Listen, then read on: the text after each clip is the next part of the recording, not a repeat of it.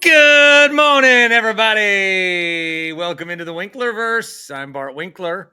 Grant Bill's alongside, and Paul Imig. I think I am starting to unravel. Well, I think I've been unraveling. In more ways than one? Okay, keep going. I don't know. I got all upset. Every year we do this with the Bears Fan Fest, Packers Family Night. I saw your tweets, yes. And then Packers fans, we shouldn't be doing that. Don't with this family night thing. It's unique. It's special. You know. Yeah. We fill up Lambeau Field consistently every year. Other places don't. Little DC. Did we? That wasn't me. I had my mic off. Paul, we just did a team crack there. Whoa, nice. I wish I would have had my mic on. That was not your audio? No, that was Paul. I also did, yeah. It was timed perfectly well. Amazing. That was unbelievable. Wait, what's everybody drinking today? You got a DC? You got a regular do? I got to do zero. Just a treat for those on the Dan Shaney YouTube stream. That was to look at our can. I'm uncomfortable. I don't like this new Mountain Dew font. I don't like their new commercial. Excuse me. I always burp when I drink bubbles. I don't like the commercial. It runs during the MLB app when you're listening to the Brewer game. Give me something with lots to do. It sucks. It's not I've never good. heard Give me a do. I'll find it and send it. It's not good. Well, I'll leave the commercial discourse for others. Back to family night. This was a good, of all the things that you rant about when we begin, this is a worthwhile one. So let's pursue this further. I like this. I just don't feel like we need to be the aggressor. Like we have a nice thing. Why are we pushing down? And I think because then Bears fans will answer with something, and then we'll answer back. And I'm not into making this rivalry a 365-day-a-year thing. Good take. You get Bears week, Packers week. You get a week. You get to celebrate on Monday, maybe one more day of gloat, or get subject to the abuse on a Tuesday. So at most 20 days. Maybe throw in a rare trade or off season. We won the off season, or Aaron Rodgers retired. But 21 days out of your year, at most, you can make Packers Bears a part of your personality. It's a good number. Any more than that is a problem. It's a problem. Well, it's never going to go anywhere. It's the same thing every year. Like, oh, look at the crummy crowd at Soldier Field. And they're like, well, Lollapalooza's right down the street because it's an actual city. And then we're like, oh, did you wear your Kevlar vest when you were walking between the two? And then it's just like, God, it's the same thing every year. We get sick of this. Chicago, I love Chicago. I like going there as well. I love being in Chicago. I tried to move to Chicago. I got a job there. Turned it down. Did? Yeah, I was going to sling phones for Alltel. Oh, wow. Are they around still? I don't know. Alltel? I was going to sling phones for them. I went down to Navy Pier when I was in my TV days and did just a fly by there was a job fair. Went to a job fair. At the Navy Pier? Or was it at the Bean and then you went to the Navy Pier as a tourist? No, the Navy Pier that's where the job fair was. Oh, okay. Okay, gotcha. And I went by myself, and then there was a guy who I kind of knew from college. I'm like, want to meet for lunch? I'm in town.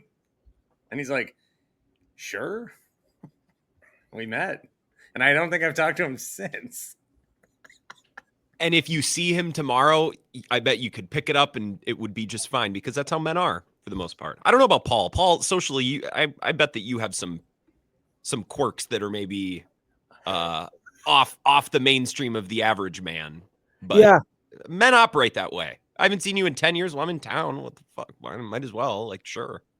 I want deep conversations, Grant. I'm not into the long form. Yeah, that's right. Long form. That's why this is so good for me. I will do this, and I will do this for as long as you two guys want to do this. This is great. This is just our weekly play date. Let's be honest. Yeah, it's just wonderful.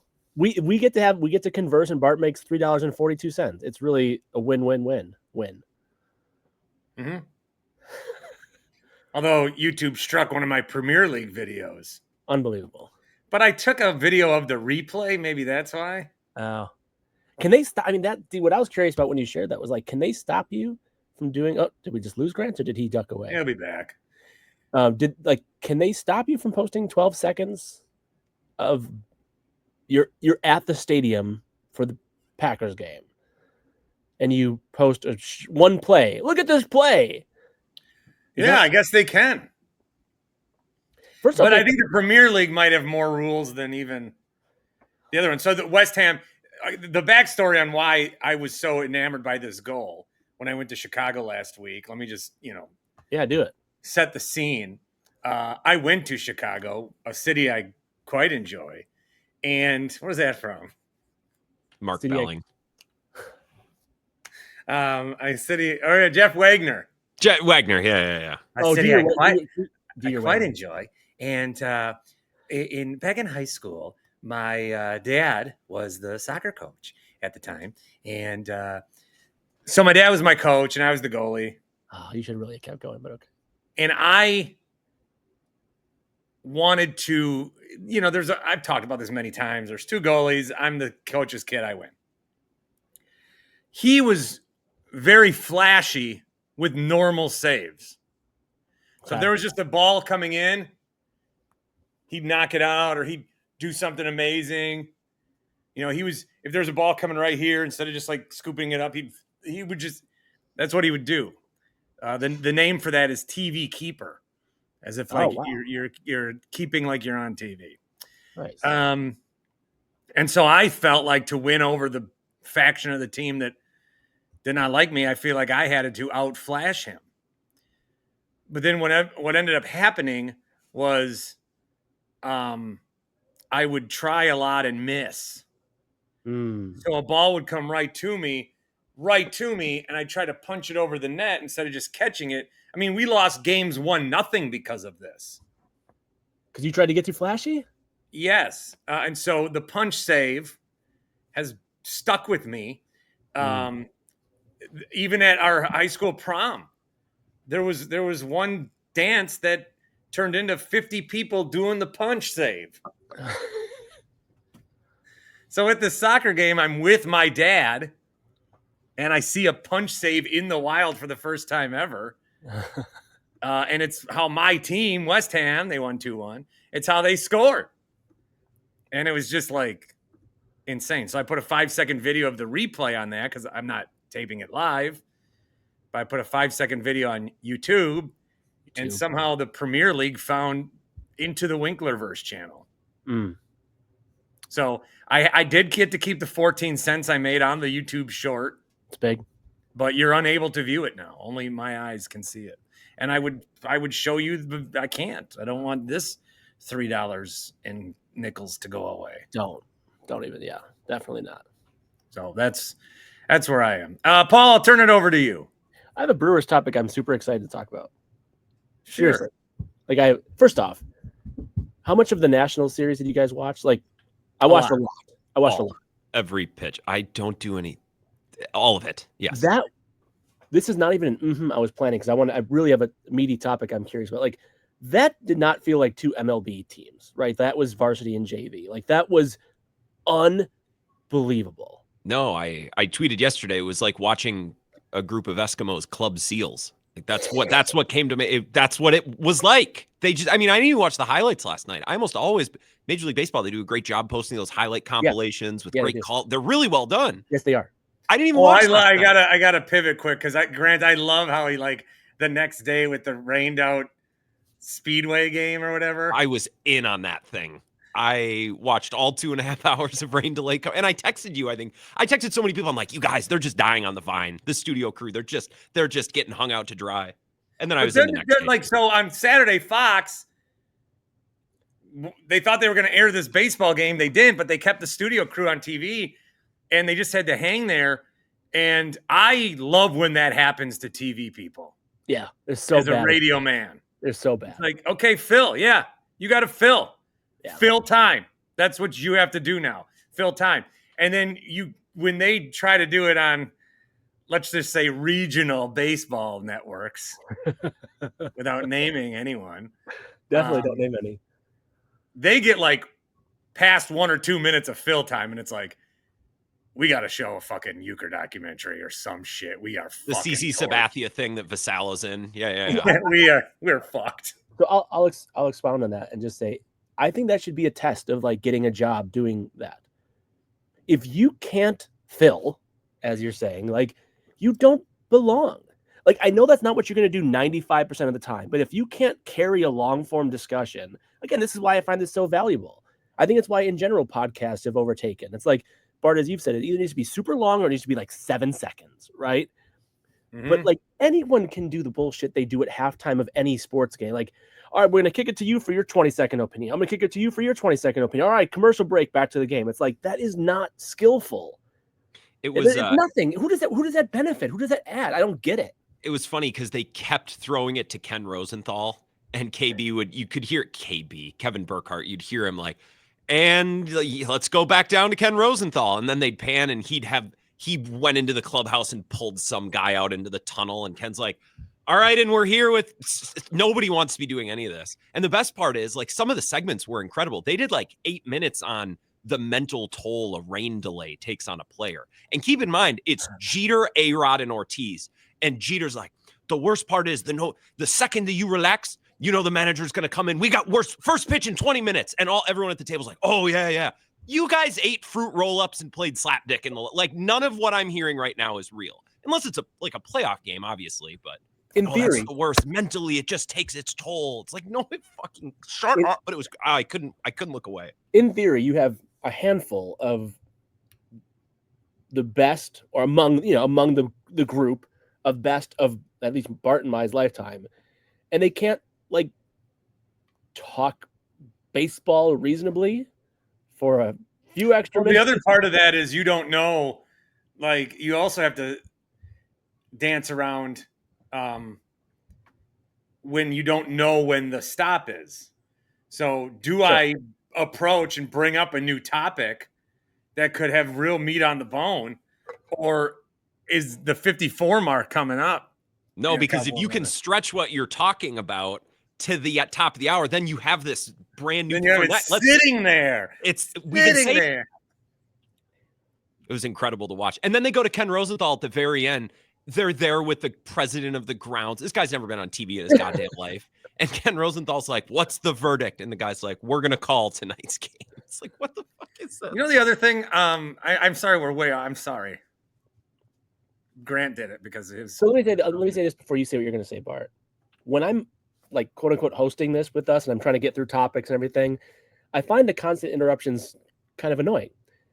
When I'm listening to a show with you that I'm not part of, I love the sidebars and the nonsense. So I have to balance between my like, can we get back on topic approach with like this is probably going to be the best stuff. So just chill out, Paul. So anyway, go forth.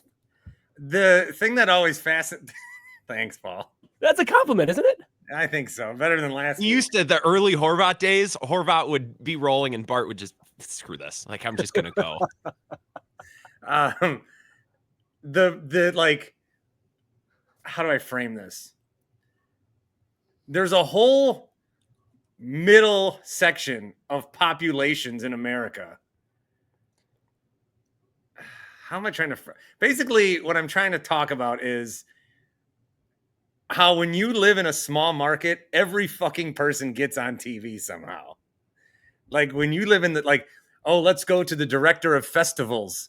That guy's never on TV in New York, right, or Chicago.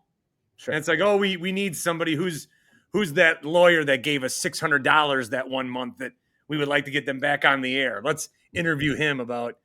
And the political science professor that comes and sits in on election night. Like everybody in a small community is a TV star. I would call up people that if they lived in a bigger market have no business, like never would the TV station call them. I'm just like, hey, are you on a landscaping business? Can you talk about the drought?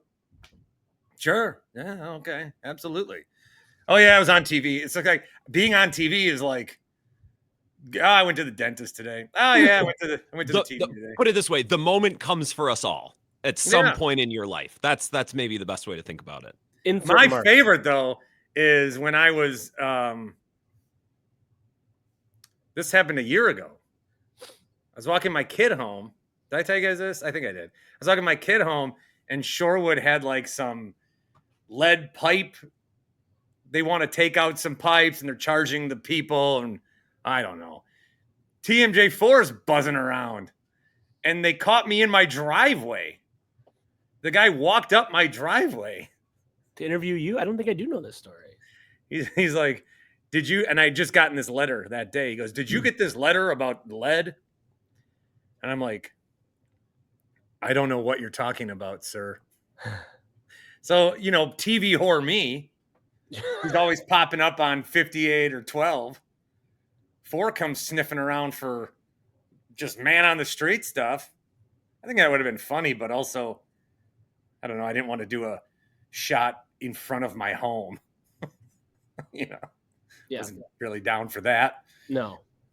So that's all I had to say. That in local towns, small towns, everybody, the day comes for us all, as Grant says. I was on XOW last May, and the Chiron, the graphic just said attendee, and I'm trying to find the picture, and I'll find it at some point. But that is the best. The moment comes for us all. I like that. I like that you switched Chiron to like the little thing because you realized.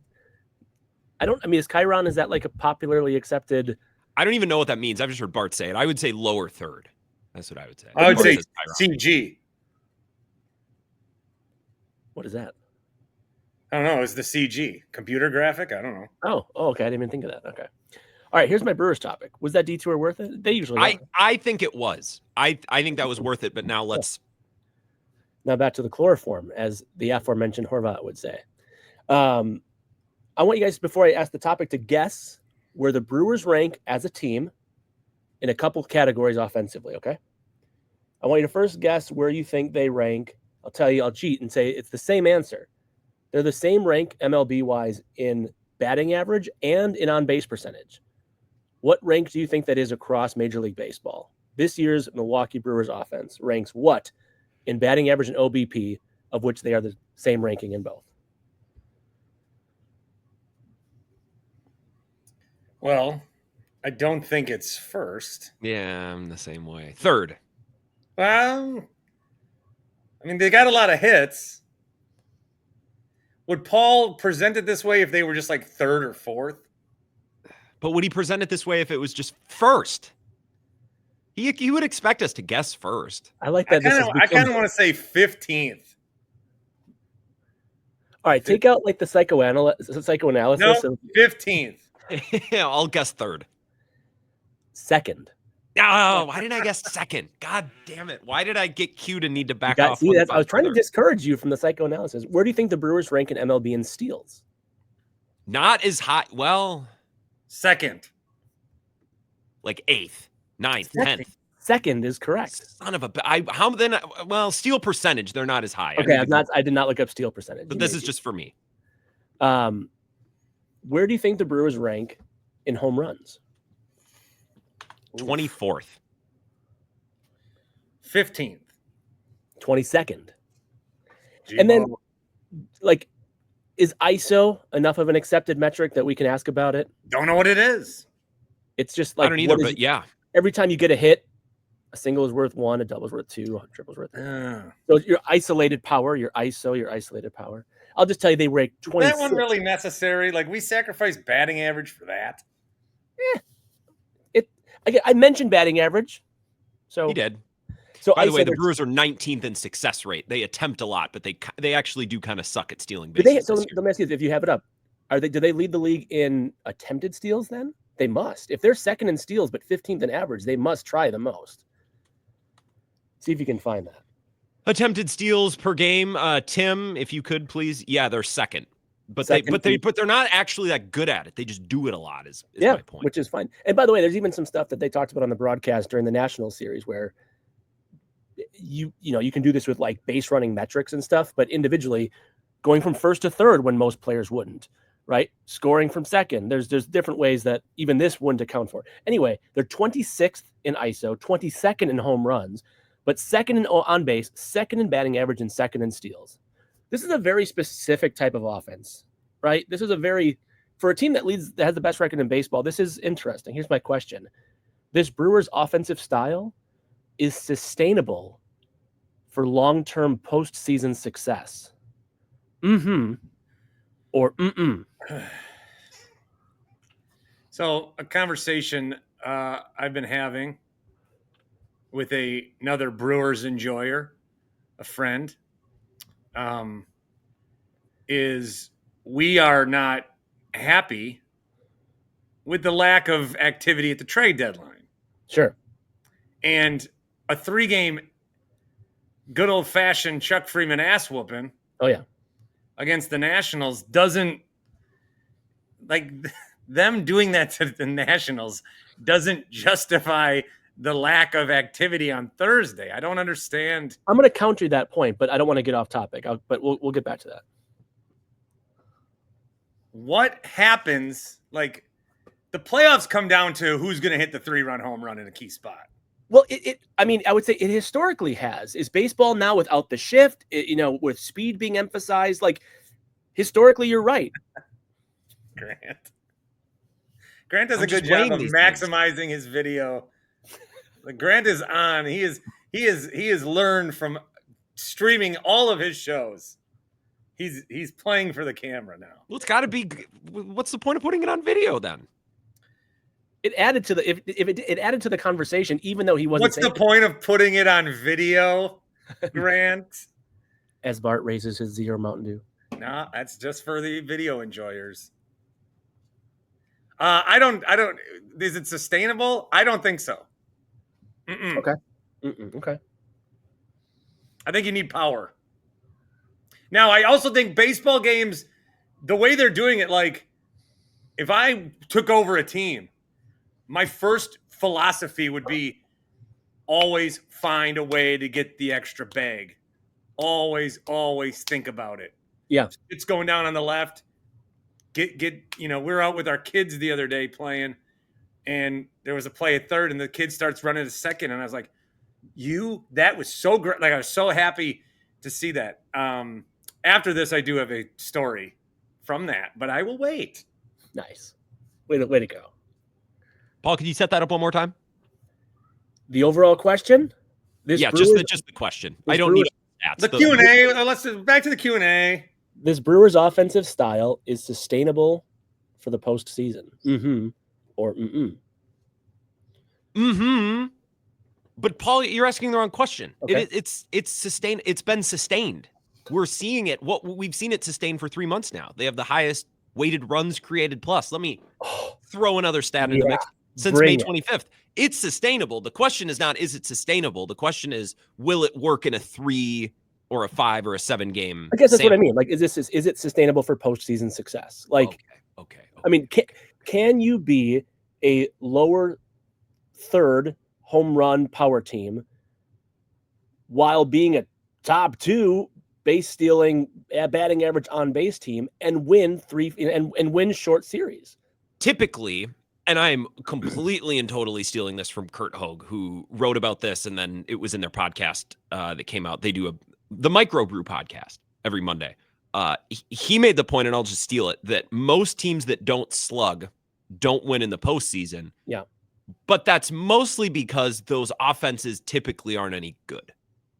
This Brewers offense is good. They're just not good at that thing. So I think we almost have to put them in their own bucket. I don't think we can put them in the same bucket as all of these offenses come up short, because those offenses didn't hit home runs. The Brewers don't hit home runs for the most part, but those offenses don't do the things. Every at bat is competitive, right? Very selective pitch selection, right? Zone control, those types of things. The Brewers are a good offense. They're a really good offense. They're just not good at the things that typically you see from teams that win in the postseason. So it's impossible to know, Paul. It's absolutely impossible to know. Well, let me ask you this. But I think this team has a better chance of doing it in the postseason than a typical team with these power numbers, but that's only a small part of their story. So let me ask you like the 1 through 10 confidence level that specifically your confidence that if this offense continues to perform exactly as it is, a bottom third power team, a top 2 overall base stealing and batting average on base team, what's your confidence level that in a short series it works? Specifically the offense, not winning, not losing, not pitching, not bullpen, but just the offense, your confidence 1 through 10 that it will work offensively. I don't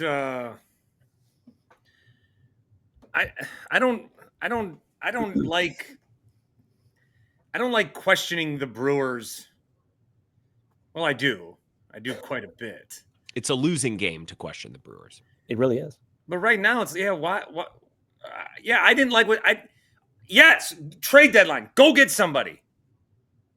I'm still going to counter that point. But they're in first place by like 2 games of the whole league. Yeah. The one year I decided to do standings with my kid, the Brewers helmet sitting on the front. Love it. All season. Like, and I didn't think, I overreacted to that Yankees series. And then the first week it's like, oh, this team's no good. And then they don't do this, I don't like it. And they don't do this, they weren't I don't any like good. it. That's what's so crazy about this team is they weren't any good. And there's no precedent for a team that was as bad as them in the first month to do what they are doing now. And now, the difference is like their starting rotation is brand new. A lot of the spots in their order break. Like this is a different team.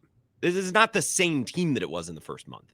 Whose tweet did I see that said 81% of the runs the Brewers gave up in the first, I don't know what it was, like 6 weeks of the season were given up by pitchers not on today's roster. Piguero, Piamps, all those guys. Yeah. Cat Cortez. Like, I'm so glad he's gone. I never wanted him in the first place. That was 3 months ago that a group of pitchers is giving up 4 out of every 5 runs, pitchers who are no longer on the team. That can't be like, I don't know. It's wild. So I'm going to say this. So answer the confidence question. 1 through 10, 10 being you're extremely confident that this can work offensively in a short playoff series against great pitching. Because, Bart, as you talked about in a great interview with Scott Braun, you're going to not see national pitching. You're going to see the best of the best pitching every day in the playoffs. So what's your confidence that this offensive style works in a short series against very good pitching? Should I hashtag tack on the Scott Braun answer about the Brewers? Hashtag tack it on. It was good. Or should I save it maybe for a pod later in the week? Hashtag save it for a pod later in the week. Or hashtag just go listen to my show. Exactly. I mean, the interview is I think you can beat a team. How the Brewers are playing, you can beat a team that way. Can you do it 4 times? Can you do it 3? I don't know. That's not that many. The thing is when you say that, well, can you do it 4 times? 4 times is nothing. They play 100. Can you do it in a 3-game series as opposed to a 7? Does that make a difference? So now are we worried about a larger or a smaller sample? That's a great question. There has to be an analytical answer for that. There has to be. Like, does this style more? I would guess this style more favors a short series. Excuse me. I said the wrong thing. I would guess it favors a longer series. Well, I would think so too, because the Brewers last year, I mean, one Alonso home run is really all that series came down to. It was 3 games. Yep. And dipshit Piamps not covering first base. I'll say 6 to 7 if everyone's healthy. And Paul, if we're being honest, this Brewers bites at the apple thing, if we can go into the postseason every year feeling like a 6 or 7, it's going to happen at some point. Yeah. Like, I know Brewers fans don't want to hear that. I know. Because they're jaded against the last couple. I understand, but the idea is you go into every postseason with a 6 or a 7, and one of these years it's going to be your year. And I think this year applies. I think it works. I love it. I totally agree. I'm going to go with like 8. I'm going to go with 8. Like, where does that eventually take them? I don't know. But I again, like I really enjoy the nerd stats. I like going through all the analysis, but draft pick as a baseball viewer, the need for the home run is being so dependent on it seems more I don't know, like statistically risky to depend upon rather than a bunch of guys who slap singles into right field or, into Sure. right center. Like, I'll definitely say this. Actually, let me just ask it as a question. Aside from the Brewers' success, but just purely speaking, watching an MLB game, you would rather watch a team. You would rather your professional baseball team that you cheer for, that you spend your weekends and your weeknights watching, you would prefer that team to be a second in batting average, second in on base team who's also 22nd in home runs, but second in steals. You would prefer that style as a viewer compared to a home run hitting team with low on base, low steals, etc. You'd rather watch, as a viewer, a fan exclusively. No, I don't think we want to watch a bunch of guys strike out and then a few people just club home runs. That's no fun. I've said this countless times on my show this summer. If my team is going to be imperfect, I would rather have them. The dream is you do both, obviously. Yeah. But if my options are be overly reliant on the home run or be this, I'd take this 10 times out of 10. This is a more entertaining product. Like, are there people that disagree with that? Like, or is this just an overwhelming, like 95% are going to say they'd rather watch this? I'm sorry, Paul, to say this. People like you, yeah, there are lots of people that disagree with that. You know what I mean? Like, but I don't disagree. What are you talking about? The number huggers, the analysts. So what you're saying, though, and I'm being genuine when I ask this, like, the number huggers think this doesn't work? Well, I don't know about fans, because I think I want to see good baseball, but I think intellectuals in and around the game of baseball don't like this. Well, it's the three true outcomes, right? That's been the thing. Strikeout, home run, walk. Everything else is a waste of time. And I would love to go into like someone who's 20 times smarter on this topic than us, right? But has the three true outcomes thing changed in a post shift is banned pitch clock world? How much has like maybe there's intellectual articles out there that I could find on this, but that's a curiosity that I have. I'm serious. I know you. No. I was laughing at your choice of intellectual there.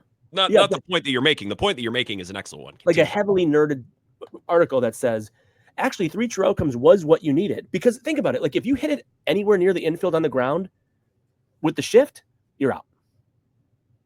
Because they knew exactly where to go. The chances of you having your 5% hit that happened to go where you don't ever usually hit it on the ground, right? And by the way, this actually goes to another take that Bart's been flirting with on the national show, which is like, Rob Manfred's actually been crushing it. Well, I think I even mentioned Grant's name the other day. If you did, I might have missed the specific call out, but I've heard you talk about it. And the more time goes by, the more it's like, oh, fuck, Manfred. He said some dumb things like what he called the trophies. He's had some moments. In hindsight, should we really give a shit about that? No. Like, he also, though, it's not unintentional. I mean, he is going to be the very public face of a very difficult labor negotiation, and he is banking every bit of goodwill that he can until then. He's spreading some seed. He's out on the lawn right now just throwing handfuls of grass seed. He's on Pardon My Take and Pat McAfee. Like, great visual for those. We do need to remember. But I told my friend the other night, because we were watching Sunday Night Baseball, and Bryce Harper was up to bat. And they were interviewing. No, he's at first. They were interviewing him. My buddy's like, they should ask him about cussing out Rob Manfred. And I said, I'm ready to be so anti-union in 2027. I'm ready to blame any slowdown, any stoppage, any short, anything. I'm blaming it on the a-hole players, and I'm gearing up for it 2 years in advance. Like, that's where I said that the owners, if they really want a salary cap or floor or whatever, they should just take the players at their word and say, we'll do it without you. Scab any baseball player in AAA, AA that wants to go to the bigs. Scab these guys on the Savannah Bananas that their heart's not into that. They hate that fucking clown show. Scab these guys from the independent leagues and make the baseball player, like, don't take the New York Yankees away. Don't take the Milwaukee Brewers. We're going to give you, it's not going to be that good. And it might be a few years before it gets like good again, but we're doing this system. You're out. If you want back in, doors always open. I was flirting with becoming one of those the other day. Let me actually ask you this. This just raised a thing that I just quickly looked up. Which is totally like not how I view the world. I'm not anti-union. Let me clarify. I'm anti that union and them being a real bastard. I'm anti no base single little thing. Yeah, anti-no baseball. Here's something I just looked up based on what we were just talking about, because I think this is really informative. So for the stage setting, Bryce Harper is in the middle of a 13-year, $330 million contract. Great job, Bryce Harper, for cussing out for daring to bring up. You are not just fine financially, right? You have your great grandkids taken care of.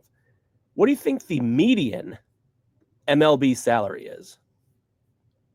Oh, the median's probably 800,000. What would you guess, Grant? I'm just curious what you'd guess before I say. Well, my perspective of the or world maybe like 1.2. I think 75. Like from what I saw, more players in baseball than any other sport are making the minimum. Yeah. Grant, what's your guess? Just curious. Median salary. I'm so wealthy, it's difficult for me to contextualize this stuff, but I'll say like 850, 900 a year. I would guess less than $1 million, put it that way. Yeah. So Bart, your second guess was like really close, but either at 1.35 this year. But that's, there's a lot of guys doing a lot of work there. And I wonder how much, like a lot of these in baseball, you're a player, you got no freedom for 7 years. I mean, you got arbitration, you're under team control. It's damn straight. We always love the team control. Like some of these guys are going to go along with this because they don't make enough money to speak out. Yeah. And it's basically going to turn into, it's the owners versus Scott Boras is what this is going to turn into. Yeah.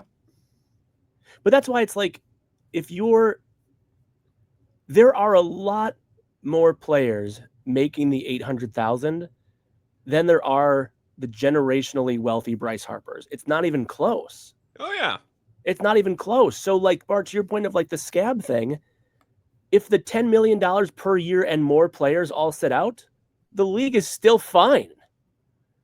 Like, hey, if you make 10 million or under, you're like, I can't miss this time. You are assuming that players cross picket lines. Is that what you're saying? Like the poors will want to keep playing? Yeah. I'm saying, like, good for you, Bryce. Like, you could retire today and you are so more than fine financially. Wasn't that in the passing story? He's like, we'll miss games. And if I was like one of his poor teammates, I'd be like, the fuck we will. Like, I don't want to do that. But I would say, like, now, even in the era of social media where anyone can put out their own notes app statement anytime they want, what's to stop a group of $800,000 a year players who probably have a 3-year MLB shelf life and at most are going to walk away from baseball, post-tax with $1.2 million. And then like, that's wonderful. What a great start to life. But like, there's a lot more of those than there are, the Bryce Harpers. And so I don't know. I think that's something to be investigated further. All of this to say, I would much rather watch this version of baseball, the Brewers style of baseball. Oh, yeah. This is very fun. Bringing it back around. Perfect transition from nothing into that. But can I tell you my story now? Let me just say this. Let me just say a group of Brewers I'll players. wait, guys. I'll wait. Blake Perkins, 800,000. Grant Anderson, Tobias Myers, Bryce Terang, 777. Koenig, 776. Ortiz, 776. Frelick, 771. These are all $771,000. Isaac Collins, 761,000. Lockridge, 760,000. Siegler, 760,000. I mean, the point being, like, these are all like half of the median salary of good players who play, but who do they want to give up a year because fucking like Bryce Harper's $330 million contract doesn't think it's the right thing to do? I don't know. I'm not convinced that that's true. No, you might never get it back. Look at Yelich. They had a shortened season, and it took him 3 years to get back from it. And they played baseball that year. It was just a shortened season. Bart, but the rhythm and, God forbid we disrupt the 365-day-a-year chemistry of these baseball athletes that are, as I don't know if you guys ever heard this, they're creatures of habit. Creatures of habit. Anyone's ever told you that? Sure. Yeah. Yeah. By the way, if this is where the baseball conversation ends between the three of us right now, like, I don't know. I think that kicked ass. I'm proud of us. All right, Bart, go ahead. We were playing baseball the other day, and one thing that I have noticed is if you hang out with like a group of kids, we're like, the kids he goes to school with. What the fuck? We all know you're a parent. You can continue. We don't think you're a friend. Paul, you took out your AirPods and it destroyed the audio. Oh, I'm sorry. Wait, can you hear it? Yes. Put them back in. It wasn't in. We sound drunk. Test. Bad. Try now. Okay. What I meant to say was, I think you're fine. That was fun. What I meant to say was, I've like accidentally injured other kids. Like I throw a dodgeball and somebody falls, or one time I punched a soccer ball. I did punch it this time, and it hit a kid in the face. But then those parents will accidentally injure your kid on the back end sometime. So we were playing we were playing baseball, just like three dads, 3 kids, and it was the dad's turn to bat. Did you hear that? Paul, you're not hearing that? What? We're getting an echo from you, Paul. I'm going to. Is it? No, it was funny. Now it's bad. It was funny. We found a resolution. But there were like a million things that needed to happen for what happened. My son took a rocket to the ankle, essentially. But there was only 2 of them in the field because we had made a force out and one kid's run didn't count. So he was crying and his dad was off with him trying to help him out. And then there's 2 kids here and one of the kids is throwing me balls and he's not coming close. So then eventually he hits me. So then I take my base and then another dad picks up a bat and I'm looking at my kid who's like standing on first base with me. And I said, you don't have to like be on first base, like cover off of first base. And he goes all the way like to shortstop for some reason. And we had like 10 balls and they were all soft, squishy wiffle balls. But somehow there was one like hard baseball. And then that's the pitch that the kid threw. This other guy, that's the ball he hit. Beelines right towards my kid's ankle. Oh, no. There's still like, it's pretty bad. Laces? Yeah. It's Smart still, kid. He put the shift on. He knew exactly where the ball was going to go. yeah. There's my kid's ankle. See it? Oh, yeah, actually. I mean, it's like, those are the laces. That's the baseball. Nice. Yeah. Took it right there. Grant's like, I'll one up you. Oh, yeah. COVID toe moment. You You see any lesions? Remember that? You see any? No lesions. All right, that was my story. You got another I'm glad one your to- kid's doing okay. I assume he's doing okay. If that's where Relatively. the story ends. But it was a long cry session. Tell him I'm to rub sure. some dirt on it. Then I had to do maximum dadding at this park. We went to the park off of Lincoln, or off no. You sure you want to give away your park location? Okay, Freems. We went Hampton. We went to the swim pool That's across right. from Lincoln Park, Sure. and he's not tall enough to ride the slides, and the lifeguards were all being very dicky about it. I hate that. Yeah. Like I was a As lifeguard. a former lifeguard, I don't appreciate this commentary. I was a lifeguard. I didn't want to. I talked as little as possible. These guys, every 2 minutes, where's the adult? Where are you? Their ass is in the jackpot if there's an incident that needs a. I understand that, but Doesn't I'm sound there like you with do. my kid. We can go down the slide tube together. Is it a 2-person slide? No, What's the bare? Do you know your barefoot height of the little man these days? I'm just. he's curious. got to be 48 inches. I think he's like 48. 45. Yeah, you got to be tall. Wow. But all of his buddies were clearing, and there was What? one kid up there that was 47 inches, who the guy looked was below the yellow line. Let him go in right in front of my kid. No, And wait a now minute. he's crying double hard. Are you telling me that your 6-year-old kid's friends are all 47, 48 inches tall barefoot without shoes on? Is this like the Yeah. tallest? Then this is the tallest community I've ever heard of. He's small. No, Grant, you may not appreciate it, but like, no, I'm laughing at you saying describing a group of little children as a community. yeah, but like that's what's funny to me. Not that greater, I have no clue how old Bart's kid is or how tall he's supposed to be. I have no frame of Shorewood area as the community, but like that's not a normal height for a 6-year-old who's going into kindergarten. It's not. I think it is. I think my son's small. No, he's not. At 45 inches, no. He just turned 6. No. Let me ask my friend ChatGPT. Don't you get the little readout at the doctor's office of where he is on the average height-o-meter? What is the average height of a 6-year-old American boy? Barefoot, not shoes. Oh, you're right. Approximately 42 to 45 inches tall. Exactly. This is fucking crazy. But he's also the youngest. He's going into kindergarten, though, right? No, he's going to first grade. That's right. He is young for. That's right. He is young for first grade. That's right. But still, you can see with those 47, 48-inch kids. Like, well, they're closer to 7 than they are 6. But that's still do 7. I bet it's like 43 and a half to. It's 46 to 48 for 7-year-olds. Yeah, this part is not as good as the baseball part. Shedeur Sanders. I just saw that too. Hopefully they're. Paul and I are in a dynasty league together, and we made a trade.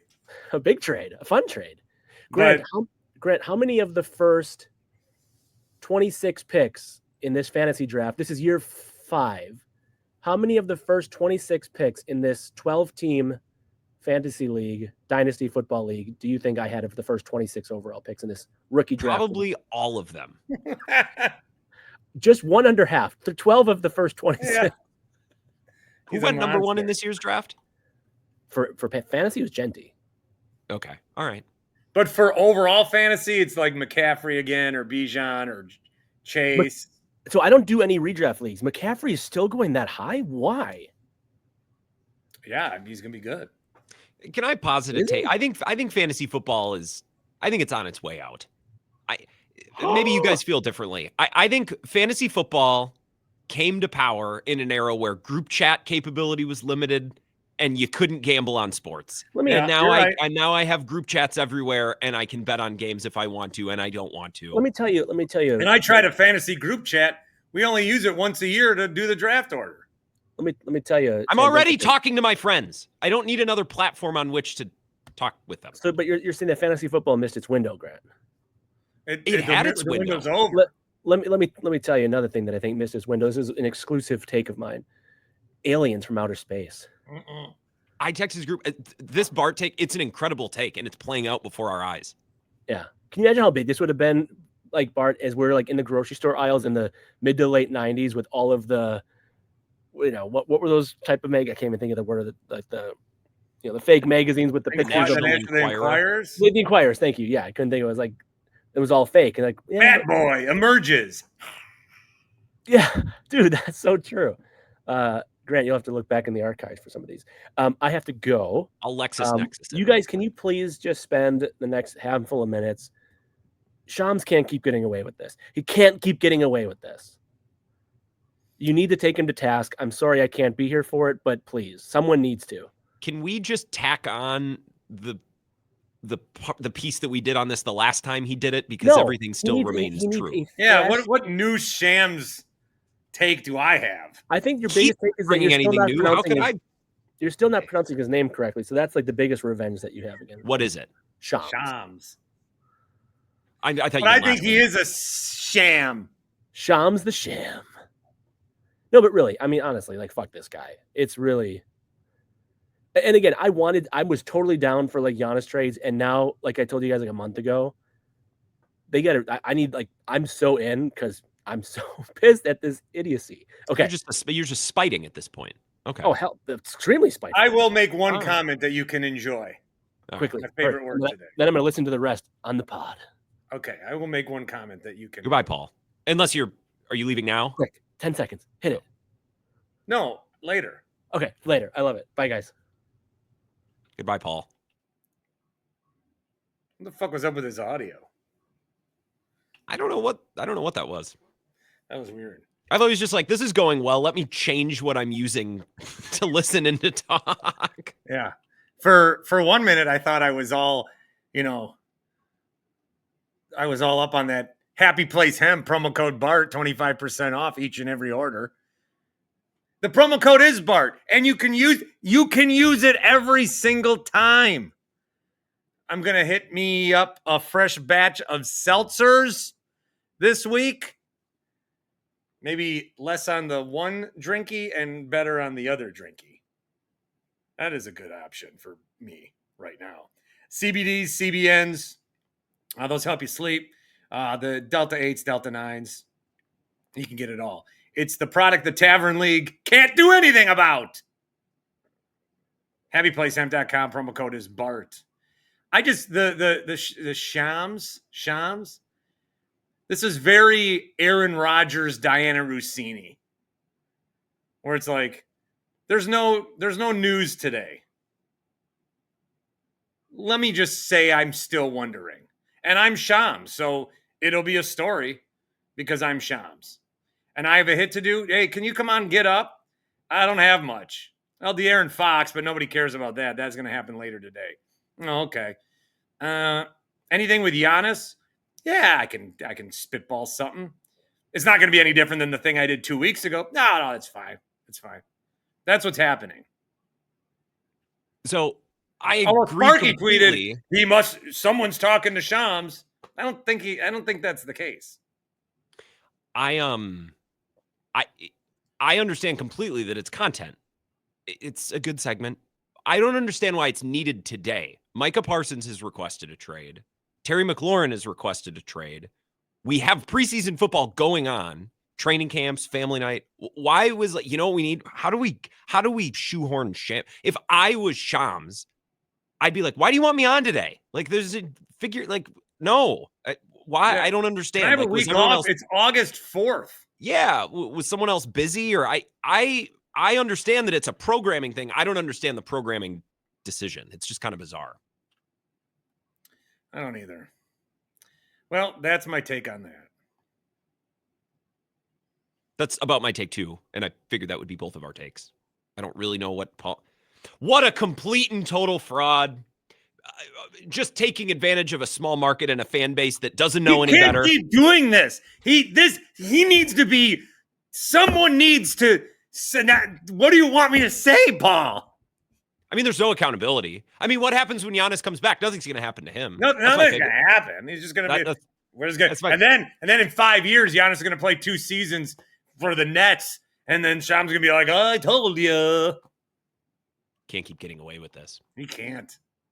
I mean, I've explained this on my show. The fact that we make all these clips blow up when they're posted probably isn't helping matters. You know what I mean? Every time that Shams says something, all of Bucks fans pile on, make some smart. And even me saying, "Why are you doing this?" quote tweet. Well, there it is. My quote tweet said, "You'd think he'd get better at saying Antetokounmpo, because every time in these Giannis Antetokounmpo, he needs a run up at it, for Christ's sake. You talk about this every week. How are you not better at saying it?" I don't understand. The problem with monetizing content, because I've seen so many times where somebody says something that's wrong, and then they're called on it, and they go, "Oh yeah, LOL." But then they keep it up and it gets 3 million views because people are saying this is over and over and over. You're not going to take that down if it's going to get engagement money. Even if it is knowingly wrong. Who cares? Information. I'm trying to think of something that rhymes where it's wrong is not a lot rhymes with wrong. I was trying to think of something clever, but it's the end of the pod. I'm kind of out of juice. Me too. And thank you for all stopping into the Winklerverse.